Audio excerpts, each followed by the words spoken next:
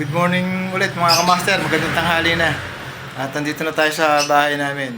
Share lang ako sa inyo ng bike hacks.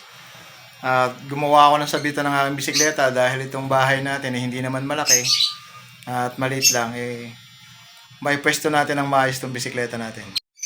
Yan, yung bisikleta natin, ayos. Ayun, yung ginawa kong bike hacks sa taas. Ito, naggawa ko ng dalawang hook. Ayan, ito naka isang alambre. Pero babaguhin ko ulit yan pagka nakahanap pa ako ng bakal na mga scrap bakal lang naman to pero pansamantala alambre muna yung ginawa ko. Pero tong isa dito, ayan, nakapik siyang ganyan. Binutas ko tong tong pinaka ng taas namin, tawag ito tubular bar.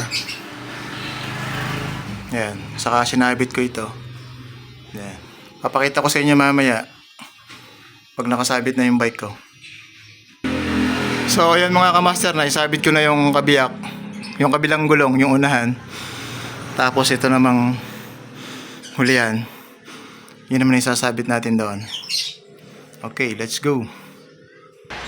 So ayan mga kamaster, tapos na. Nakasabit na yung bike natin, walang kahirap-hirap. At naka-safety na rin. Ayan. Sana kung may ganito rin kayong bahay or malit ang pwesto ninyo, baka sakaling makatulong tong binigay ko sa inyong tips na yan. Kung paano ko ginawa yan. Madali lang naman. Magbabaloktot lang kayo ng mga scrap na bakal.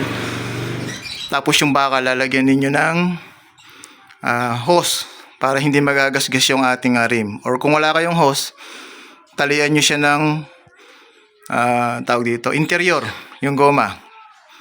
Maggupit kayo ng goma, tas babalutin ninyo yung bakal para hindi gagasgas dun sa ating rim.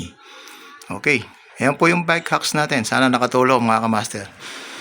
Safety na. Ayan, oh. Nice. Diba? Ayos na ayos, hindi makakasagabal. Oh. Kahit dumaan ako dito, oh, ayan.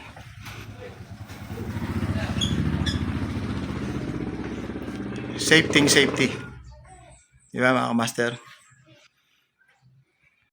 So sana mga kamaster, nakatulong yung pinakita ko sa inyo at hopefully magawa din ninyo para mas-safety yung mga bike natin at hindi nakakalat-kalat sa ating mga bahay.